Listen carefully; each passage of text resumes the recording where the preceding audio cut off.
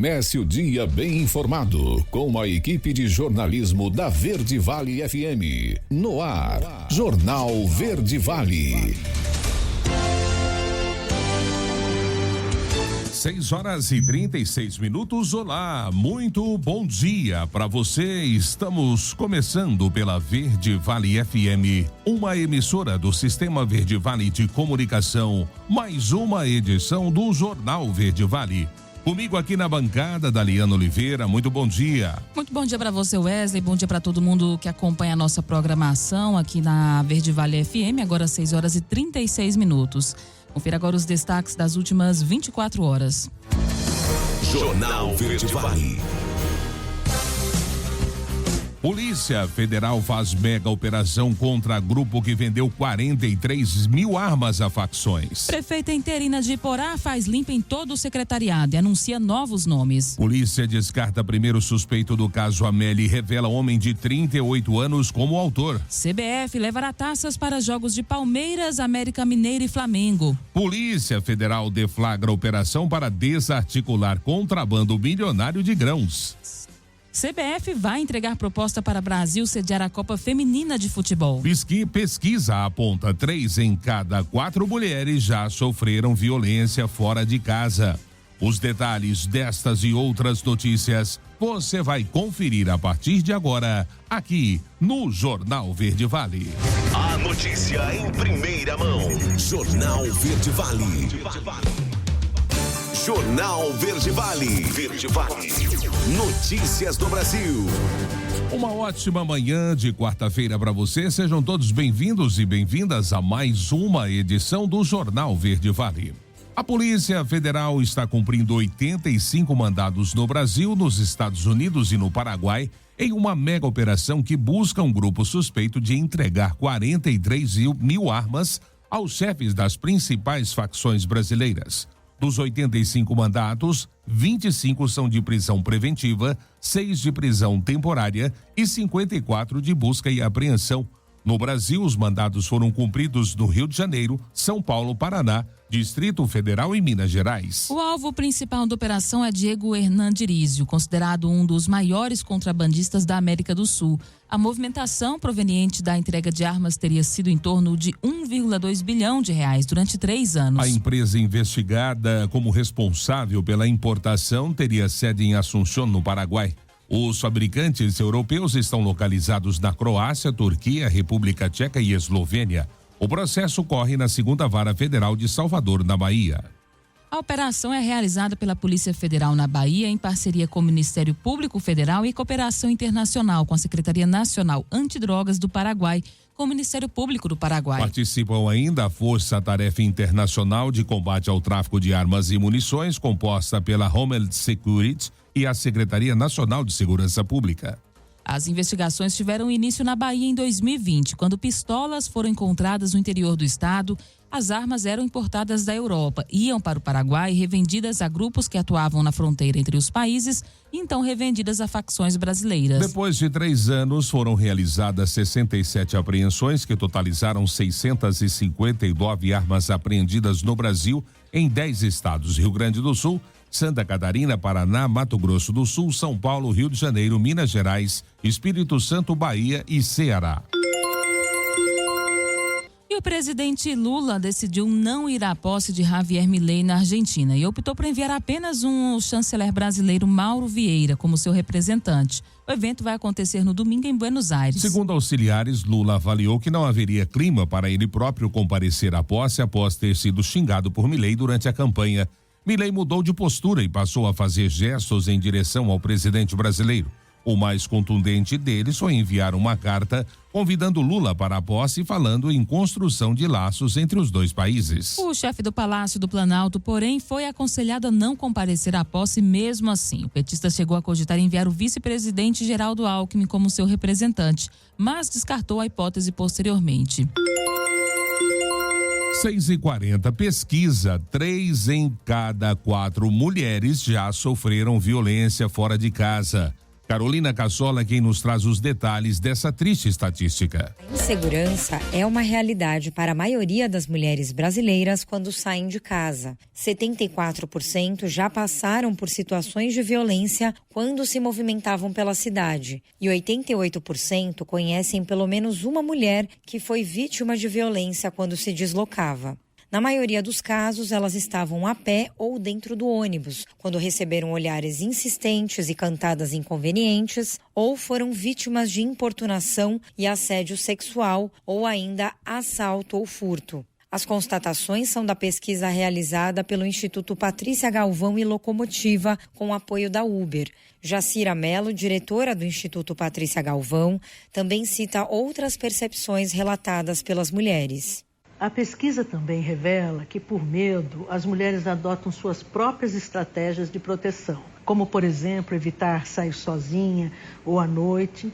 Mas quando perguntadas sobre quais são as medidas que poderiam contribuir para reduzir seu medo e insegurança, a maioria pede mais policiamento e melhorias na iluminação e no transporte público. E elas também recomendam a realização de campanhas informativas e educativas. Metade das mulheres que declararam já terem sofrido um estupro quando se moviam pela cidade estavam a pé quando foram violentadas, mais frequentemente entre as negras. Ônibus, trem e metrô são os meios de transporte considerados mais inseguros.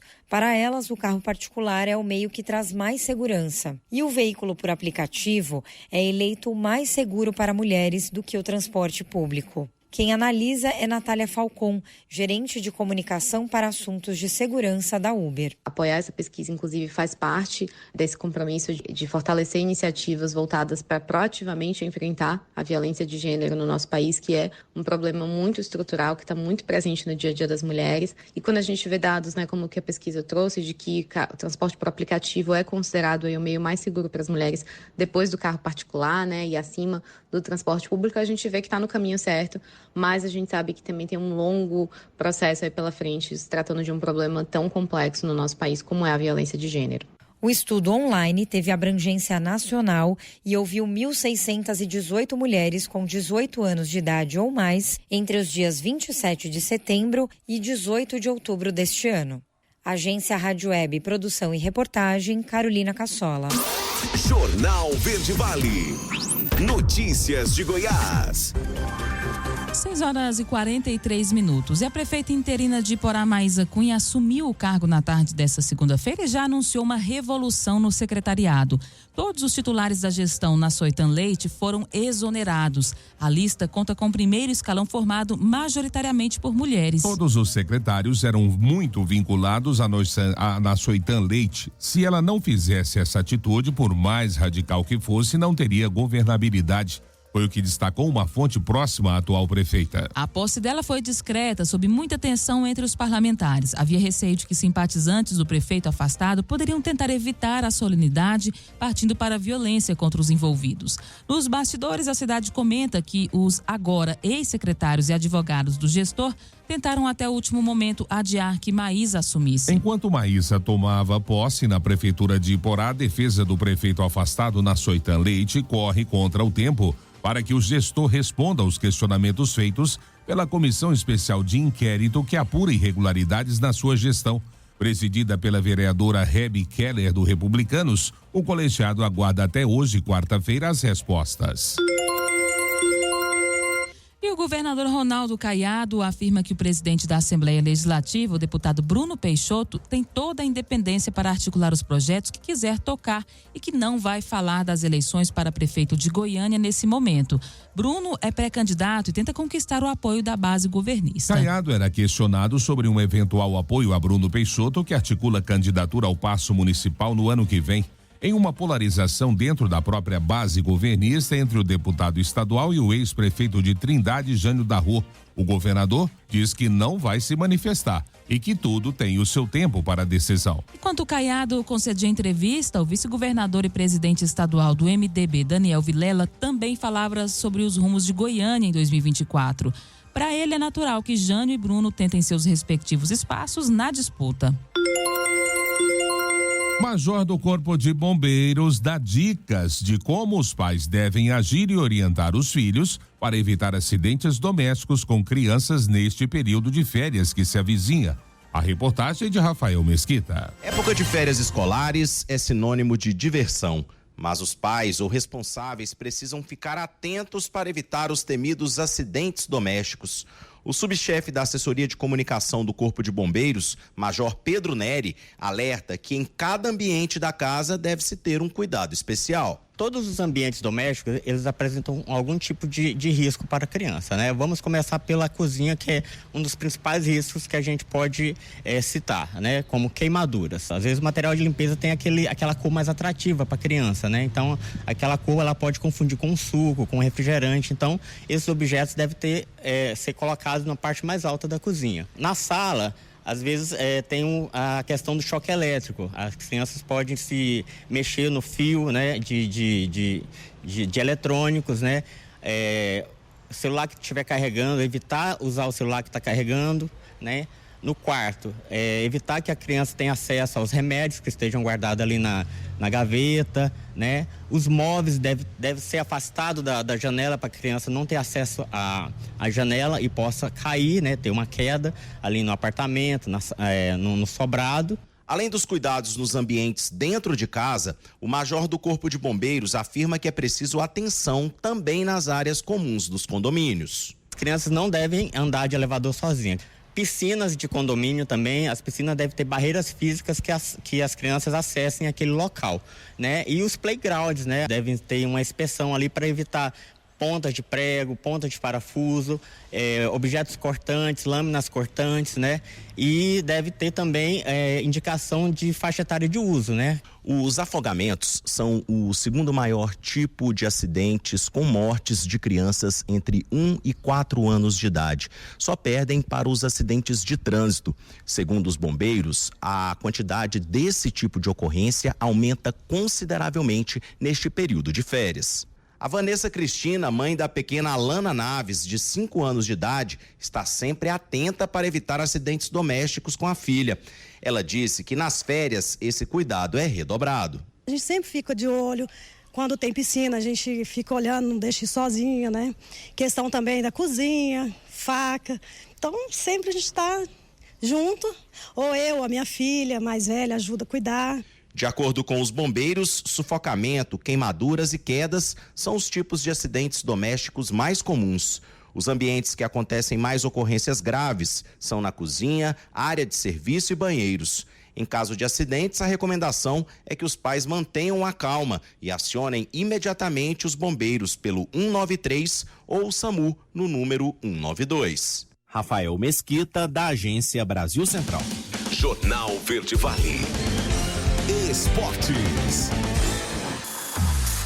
6h49. E com 3 jogos decisivos para o título do Campeonato Brasileiro, a Confederação Brasileira de Futebol decidiu preparar 3 taças de campeão para levar aos jogos dos times que ainda concorrem ao troféu na rodada final do torneio: Palmeiras, Atlético Mineiro e Flamengo. A última rodada do Brasileirão acontece hoje às 21h30. Além das 3 taças, a entidade triplicou o número de medalhas necessárias para a cerimônia para contemplar qualquer um dos times que venha a se tornar campeão. As partidas decisivas acontecem no estádio Mineirão entre Cruzeiro e Palmeiras, na Arena Fonte Nova entre Bahia e Atlético Mineiro e no Morumbi entre São Paulo e Flamengo. Apesar da decisão precavida da entidade, o Palmeiras possui mais de 99% de chance de se tornar o campeão dessa temporada. Além de perder o seu jogo, Alviverde teria que ver um dos seus rivais tirar, no mínimo, 8 tentos de diferença no saldo de gols para que não seja o vencedor do campeonato ao fim da rodada. E o Brasil será oficialmente candidato a sediar a Copa do Mundo Feminina, que será realizada em 2027. Representantes da candidatura vão até Zurique, na Suíça, na próxima quinta-feira, para entregar o livro de propostas daqueles que desejam receber a competição. A decisão só será revelada durante o Congresso da FIFA, no dia 8 de maio do ano que vem, na Tailândia. A entrega física do projeto é parte da formalização da candidatura, que começou a ser desenvolvida em maio. Valesca Araújo, responsável pelo planejamento da infraestrutura e operações do evento, Manuela Bis, consultora, de Comunicação, e Luísa Iglesias, diretora de arte e criadora da marca e identidade visual da campanha, irão até a Suíça para concluir o trâmite. O presidente da CBF, Edinaldo Rodrigues, comentou que a infraestrutura montada para a Copa de 2014 possibilita que o evento aconteça no país. Valesca Araújo, que cuida do planejamento ligado à infraestrutura, comentou sobre a realização do evento, que terá como cidades sedes na proposta Belo Horizonte, Brasília, Cuiabá, Fortaleza, Manaus, Porto Alegre, Recife, Rio de Janeiro, Salvador e São Paulo. Jornal Verde Vale.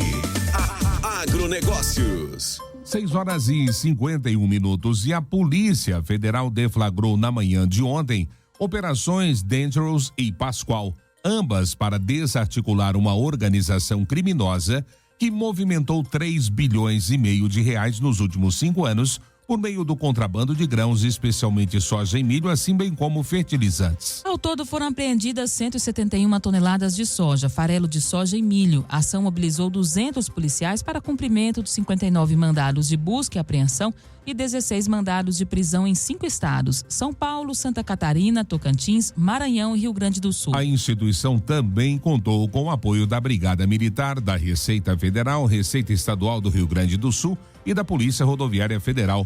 De acordo com a Polícia Federal, também foi realizado o sequestro e arresto de automóveis e imóveis de luxo, além de uma aeronave avaliada no valor de $3.600.000. Juntamente com a ação, foram tomadas medidas de bloqueio de contas bancárias, atreladas tanto a pessoas físicas como jurídicas, no montante de aproximadamente 58 milhões de reais. A base do esquema era sustentada por 3 núcleos, como aponta a agência da Polícia Federal, incluindo portos clandestinos, beneficiários e revendedores de mercadorias e operadores financeiros. As mercadorias ilegais eram transportadas da Argentina para o Brasil através desses portos clandestinos localizados no Rio Uruguai, que se estende entre a Argentina e Uruguai até o estado de Santa Catarina. O grupo criminoso também realizava operações cambiais ilegais por meio de doleiros para cometer evasão de divisas e pagar fornecedores no exterior.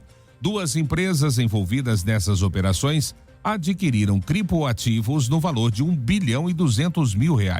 Documentação fraudada com notas de produtores rurais lançadas como justificativa para o grande volume de grãos contrabandeados, comercializados, além de notas emitidas por empresas de fachadas, também fizeram parte do modus operandi dos criminosos. As investigações da Liana começaram no ano passado e 11 pessoas foram presas com a apreensão de caminhões, automóveis, vinhos e defensivos. A notícia em primeira mão. Jornal Verde Vale. Jornal Verde Vale. Verde Vale. Notícias do Brasil. 7h08 agora, já de volta com o segundo bloco do Jornal Verde Vale. E no Brasil, 66 milhões de pessoas com mais de 18 anos não têm o ensino médio completo. Do total de estudantes que iniciam o ensino fundamental no país, 30% não concluem a educação básica. Esses números da Liana mostram a necessidade de maior investimento em programas educacionais como a EJA, Educação de Jovens e Adultos, para melhorar a formação de jovens e adultos e, consequentemente, reduzir a evasão escolar no país. Em evento no último dia 22 de novembro, na sede da Confederação Nacional da Indústria, especialistas e parlamentares discutiram a importância de projetos de ensino flexível que se adaptem às necessidades do estudante. Segundo Leonardo Lapa, gerente de educação básica do SESI Nacional, para evitar a evasão, o SESI passou a trabalhar com materiais direcionados a cada aluno e um currículo flexível. O programa também aposta nas tecnologias para tornar a nova EJA mais acessível. A modalidade é 80% no formato ensino à distância e 20% presencial. O programa foi elaborado em colaboração com mais de 3.000 professores e oferece 262 módulos e cadernos. Os alunos podem escolher entre a formação técnica e profissional e um dos 8 itinerários formativos ligados a segmentos da economia, alimentos e bebidas, construção civil, couros e calçados, química, madeira e mobiliário, metalurgia, minerais não metálicos, têxtil e vestuário. E os servidores da Polícia Federal vão apresentar uma contraproposta ao reajuste salarial ainda hoje para a direção-geral da corporação. O pedido tem premissas de reinclusão dos servidores administrativos e diminuição da disparidade salarial. Nos próximos dias, a Polícia Federal vai levar a contraproposta ao governo federal. Em 28 de novembro, o governo federal fez uma proposta de reestruturação financeira com a apresentação de 4 pontos. O primeiro deles seria a criação da 4ª classe. O segundo, a criação de uma classe acima da especial chamada sênior, com incremento de 5% para o próximo ano. O terceiro, um incremento de 5% em 2025 e 11% em 2026. E o quarto seria uma mesa em separado para os servidores administrativos. A proposta gerou controvérsia na corporação, principalmente nos primeiros e segundos pontos, uma vez que os aposentados já são considerados uma classe especial e não conseguiriam ser enquadrados como sênior, o que poderia criar uma discrepância entre ativos e inativos.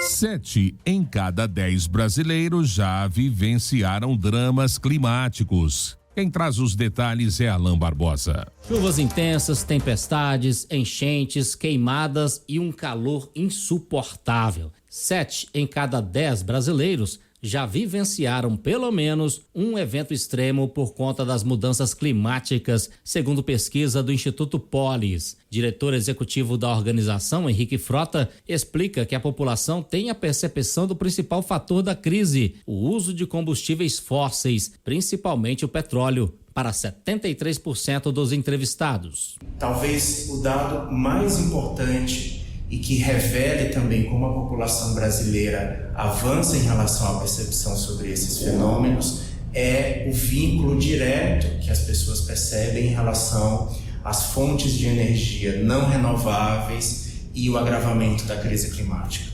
Então, um percentual muito elevado das pessoas entrevistadas conseguem associar que fontes como petróleo, gás e carvão mineral são as fontes que mais contribuem para a crise climática. 98% dos participantes da pesquisa demonstram preocupação com novos eventos extremos, principalmente secas, inundações e escassez de água. Para que isso não ocorra, 84% dos brasileiros querem que o país invista em fontes renováveis de energia.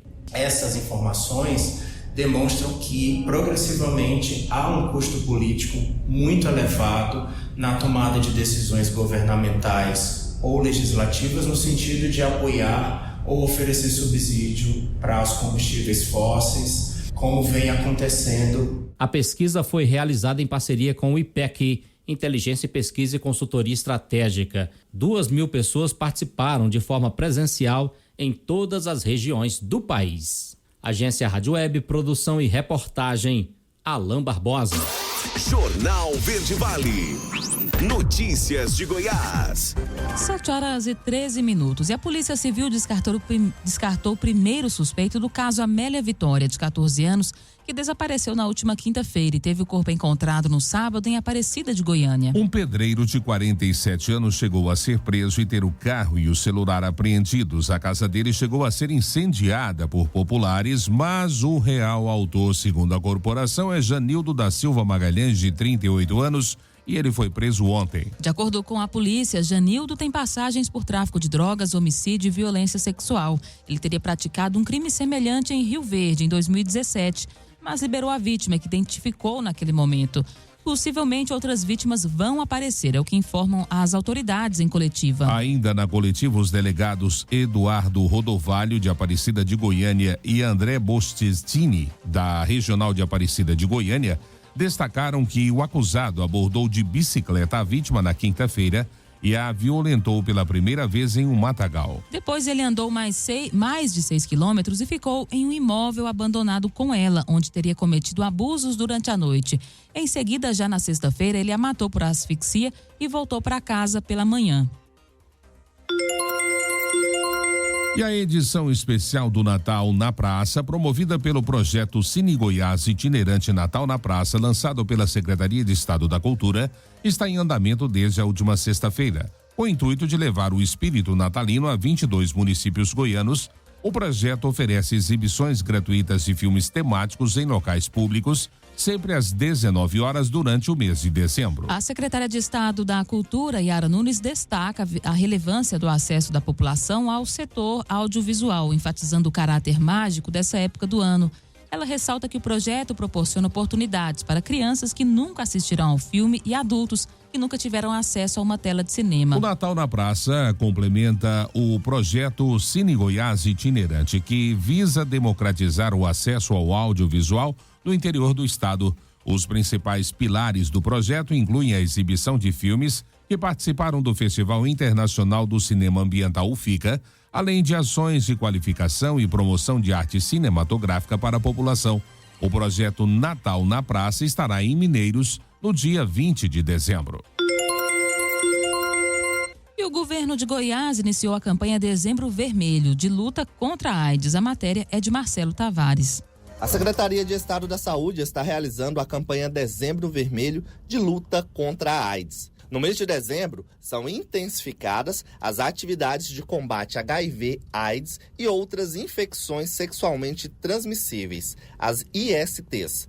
Segundo o boletim da Secretaria Estadual de Saúde, de 2018 até 2023, 1.718 pessoas morreram no estado pela AIDS e mais da metade eram jovens do sexo masculino. No mesmo período, foram registradas 9.850 notificações de HIV, das quais cerca de 8.000 em homens de 20 a 49 anos. Por isso, a Secretaria reforça a importância da testagem para garantir o acompanhamento dessas pessoas. Os testes oferecidos durante as ações da Secretaria são também realizados em unidades básicas de saúde e nos 20 centros de testagens e aconselhamento em Goiás.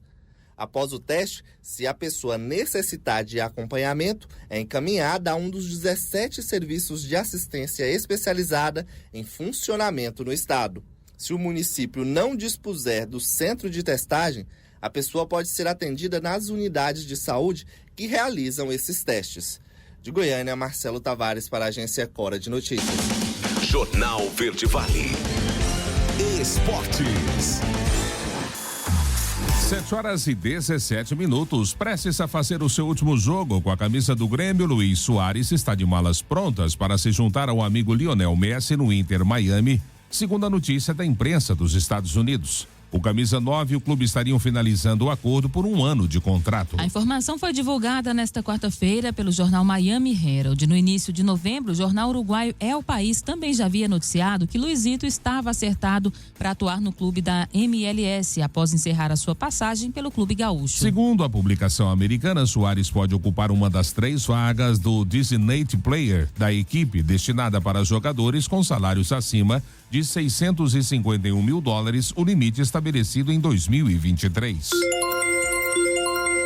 E o Flamengo desembarcou em São Paulo no início da noite de ontem. O rubro-negro enfrenta o São Paulo hoje no Morumbi pela última rodada do Brasileirão. Léo Pereira suspenso e Davi Luiz e Gabigol com problemas médicos são desfalques. Pouco antes do embarque para São Paulo, o Flamengo informou que Gabigol realizou um procedimento para recuperar uma lesão no tendão adutor direito. O camisa 10 não foi relacionado e volta aos gramados só no ano que vem. Davi Luiz segue em recondicionamento físico após lesão no tornozelo. Léo Pereira recebeu o 3º cartão amarelo e vai cumprir suspensão. Pablo vai ocupar a vaga ao lado de Fabrício Bruno. Outra novidade no time é Ayrton Lucas, que entra no lugar de Felipe Luiz. O Flamengo desembarcou em São Paulo sem festa da torcida. E a última rodada do Brasileirão promete também muitas emoções em duelos lá embaixo na tabela, contra o rebaixamento. Quem traz os detalhes é Daniela Esperon. O Brasileirão está chegando ao fim e se na parte de cima já temos praticamente o campeão, na zona baixa da tabela temos uma briga desesperadora para permanecer na primeira divisão. Santos, Vasco e Bahia lutam para não fazer companhia a Goiás, América Mineiro e Coritiba na Série B do ano que vem. Apesar da derrota para o Grêmio, a rodada do fim de semana para os vascaínos pode até ser considerada boa. Afinal, o Bahia perdeu para o América Mineiro e manteve o time carioca fora do Z4.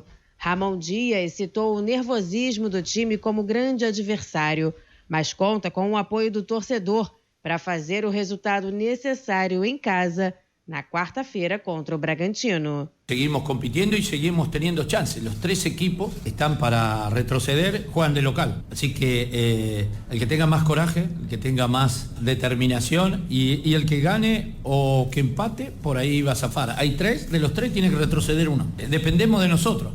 Eso es muy bueno para nosotros. En todo el grupo, la entrega que tiene. Eso no se ve muy cotidianamente, muy seguido, Y nosotros estamos luchando, estamos peleando todo hasta la última fecha. Así que ahora lo que le dije, que me sentí orgulloso del grupo, que tenemos que mantener la tranquilidad. Entre os ameaçados, o Bahia é o único que precisa fazer o seu resultado e torcer contra os rivais. Caso o tricolor baiano seja batido pelo Atlético Mineiro em casa, os outros dois estão livres, independentemente dos placares de seus jogos. O Santos se despede da competição contra o Fortaleza em casa. Agência Rádio Web com informações do Brasileirão, Daniela Esperon. Jornal Verde Vale.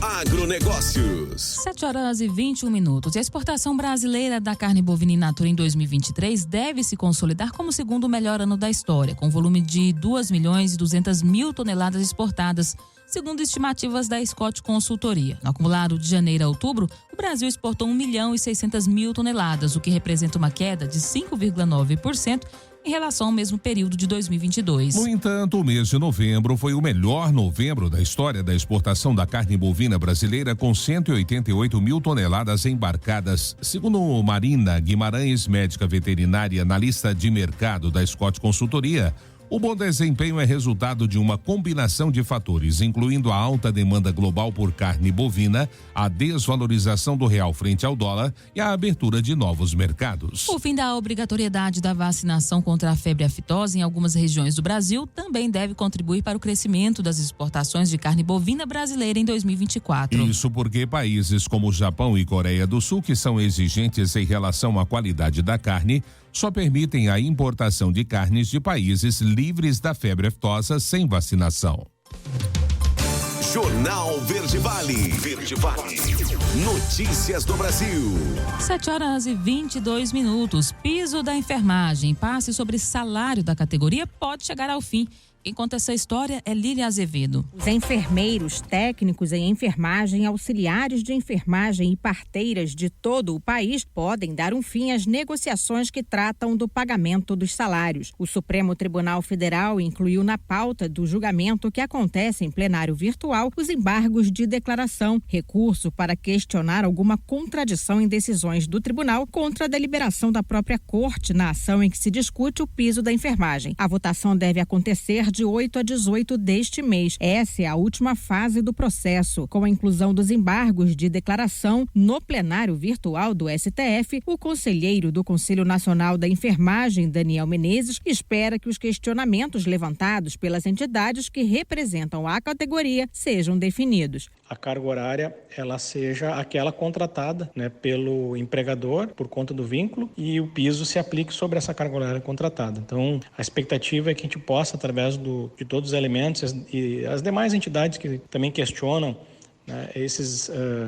nesses embargos de declaração, assim como a AGU e o próprio Congresso Nacional através do Senado. Enquanto a situação não se resolve, especialistas avaliam que os trabalhadores, a população e a própria economia ficam prejudicadas. Na opinião do economista Newton Marques, todos os setores vão ter que se adequar para suportar esses gastos. Ele também acredita que a falta de definição pode impactar outras categorias ligadas à área de saúde, como técnicos, médicos, anestesistas e operadores de instrumentos e aparelhos. Agora as demais categorias também querem seguir os passos da enfermagem. Só que aí o piso nacional da enfermagem tem um problema. As prefeituras e estados têm impactos diferenciados no orçamento, e isso tem gerado também problema no setor privado, que não consegue pagar o piso nacional de enfermagem. Em 21 de agosto, o Ministério da Saúde fez o primeiro repasse adicional aos estados e municípios do piso nacional da enfermagem. Até o fim de 2023, foi definido o pagamento de 9 parcelas, incluindo o 13º salário. Os valores praticados são enfermeiros R$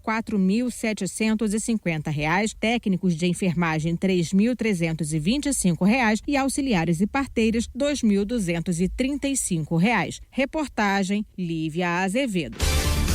7h24. Último intervalo do Jornal Verde Vale desta quarta-feira. No próximo bloco, a Anvisa Aprova registro de vacina contra bronquiolite em pessoas acima de 60 anos. E após resultado do PISA, MEC fala em mudança na formação de professores. E claro, espaço para as nossas notícias locais com ele, J. Pereira. Não saia daí. Voltamos já trazendo tudo em detalhes para você.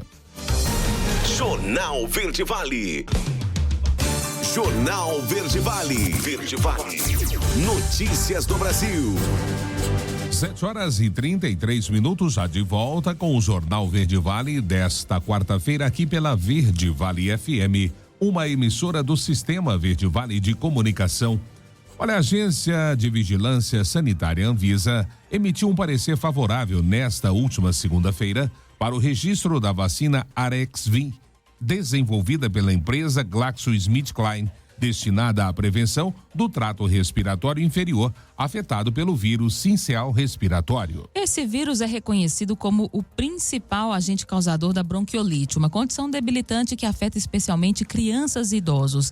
A vacina, que será administrada por via intramuscular em dose única nas pessoas com mais de 60 anos de idade, obteve o aval da Anvisa devido à sua abordagem inovadora. A vacina utiliza a tecnologia de proteína recombinante, no qual a indústria cria uma substância semelhante à presente na superfície da VSR.